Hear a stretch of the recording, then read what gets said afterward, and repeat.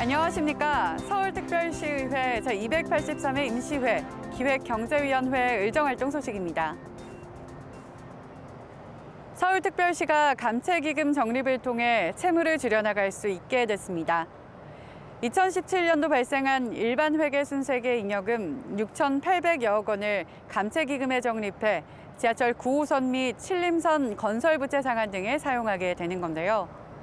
물론 필요한 곳에는 반드시 예산을 투자해야겠지만 활발한 재정 활동을 통해 불필요한 지출을 줄여나가는 것도 분명 중요한 일일 겁니다.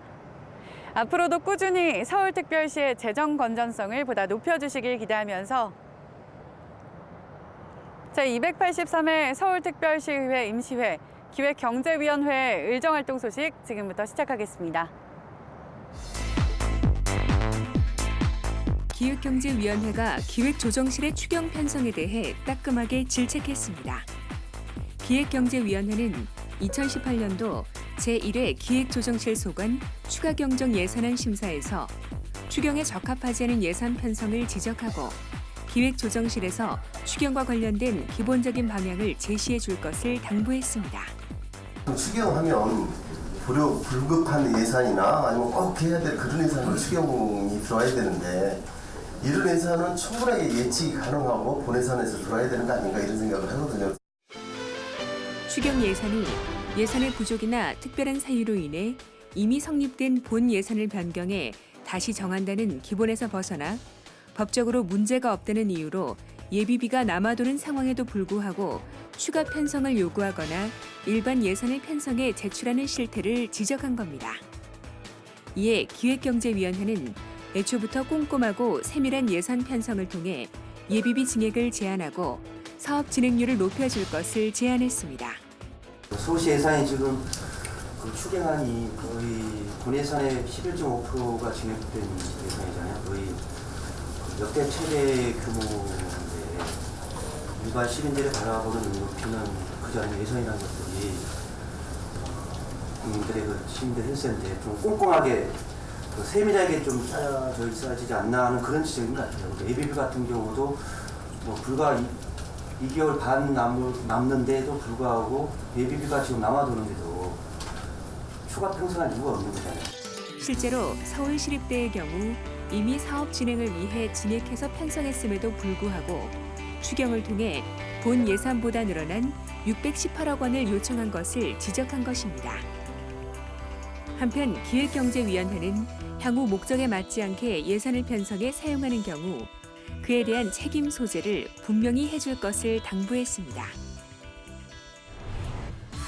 기획경제위원회가 양재 R&D 혁신지구에 대해 공간 확대 및 역할 강화를 주문했습니다. 기획경제위원회는 지난 9월 4일 양재 R&D 혁신지구를 현장 방문한 자리에서 공간 확장이 가능한지를 확인하는 한편 양재 R&D 혁신지구가 AI 등 기술적인 부분에 있어 서로 논의할 수 있는 장이 되어야 한다고 강조했습니다. 혁신지구에 참여한 기업에 대해서는 보다 구체적인 지원과 활성화 방안 논의가 이루어졌습니다. 조금씩 서울의 25구에 분산을 시켜주면 그것들을 하려는 자치구가 되게 많으니까 꼭 그걸 시비만 할 필요는 없거든요. 공간에 대한 제공은 자치구랑 MOU를 체결해서 분산을 시켜주면 좋을 것 같다는 생각이 들어서. 이날 방문한 양재 R&D 혁신지구는 인공지능 관련 전문 인재를 양성하고 특화 기업을 발굴, 육성하며 개방형 연구 문화를 촉진하고 전문가 간의 소통과 교류를 촉진하기 위해 2017년에 설립되었습니다. 앞으로는 불가피하게 폐업한 소상공인들도 실업급여를 받을 수 있게 됩니다. 소상공인들을 위한 사회 안전망 구축 등의 내용을 담은 서울특별시 소상공인 지원에 관한 조례 일부 개정 조례안이 통과되면서 부도 폐업 시 영업 손실 및 부채 상환 부담 등으로 일반 근로자들에 비해 빈곤층 전락 위험이 큰 영세 소상공인들에게 고용보험이 지원되게 되는 건데요. 소상공인들에게 실질적인 도움이 되길 기대하면서 계속해서 기획경제위원회 의정활동 소식 살펴보겠습니다. 기획경제위원회가 경제진흥본부의 오락가락 예산 편성에 대해 질타했습니다. 기획경제위원회는 9월 7일 열린 2018년도 제1회 경제진흥본부 소관 추가경정 예산안 심사에서 예산 편성 당시 예고했던 금액과 투자 심사 후의 예산이 다르다는 점을 들어 신뢰성에 의문을 제기했습니다. 처음에는 199억으로 편성이 됐었어요. 그런데 1차 투심에서 통과가 안 됐죠. 그리고 2차 투심에서 가이드라인을 했을 텐데 분명히 이 사유가 뭐가 있을까요?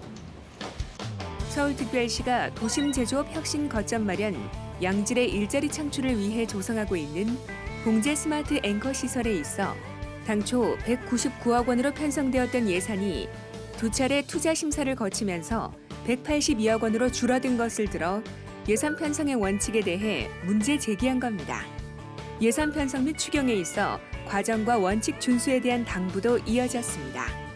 도시형 소공인 특화점 광역센터 요 관련해서 이게 SBA에서 위탁을 받아서 진행을 해왔던 사업인데 그 건물을 취득하면서 사실 투자 심사나 공유재산 심사를 거치지 않아서 노위 지적을 통해서 다시 이런 과정을 거쳤다는 얘기죠. 중소벤처기업부에서 민간 보조금으로 편성한 예산을 서울특별시가 직접 받을 수 없어 SBA가 민간 주체로 보조금을 받은 후 이를 다시 서울특별시 사업으로 전환하는 과정이 투명하지 못했던 것을 지적하는 겁니다. 한편 기획경제위원회는 서울페이 활성화와 함께 소상공인들의 불법 대부업 피해에 대한 교육 강화 등 소상공인들을 위한 실질적인 대책 마련을 당부했습니다. 기획경제위원회가 서울노동권익센터를 방문해 특화된 연구 사업을 주문했습니다. 서울연구원 같은 데서도 노동 관련된 연구나 이런 것들이 많이 안 되고 있거든요. 그런 분야를 여기 노동권익센터에 계시는 그 연구원 몇 분이서 그냥 감당하시면서 정말 많은 양들을 생산하는 부분이 있어서 그런 것들 지금 가장 어려워하시는 지점에서도 정책적으로나 전략적으로 끌고 가야 되는 그 핵심을 만들어내시는 부분에 있어서 기획경제위원회는 지난 9월 10일 서울노동권익센터를 현장 방문한 자리에서 현장 관계자들을 격려하는 한편 비정규직 등 비제도권 취약 노동계층의 권리 보호에 앞장서줄 것을 당부했습니다. 특히 건설 일용직 및 외국인 노동자 등 센터를 찾아오지 못하는 취약계층에 대해서는 찾아가는 서비스를 제한하며 노동권익 서비스 강화를 주문하는 한편 노동 인권에 있어 소외되는 이들이 없도록 해달라고 주문했습니다. 제283회 임시회 중에도 기획경제위원회는 노동 관련 정책 토론회를 주관하며 서울특별시의 노동정책 방향과 전략을 모색했는데요. 노동존중 특별시를 표방하는 서울특별시에서는 그동안 지방자치단체 최초로 비정규직의 정규직화, 생활임금 확대, 노동시간 단축 등의 노동정책을 추진해 왔었죠. 이 정책들이 높아지고 있는 실업률을 어느 정도 잠재울 수 있는지 다시 한번 점검하고 부족한 부분은 보완해 나가면서 실효성 있는 대책으로 자리매김할 수 있길 기대하겠습니다. 제283회 서울특별시의회 임시회 기획경제위원회 의정활동 소식은 여기까지입니다. 시청해주신 여러분 고맙습니다.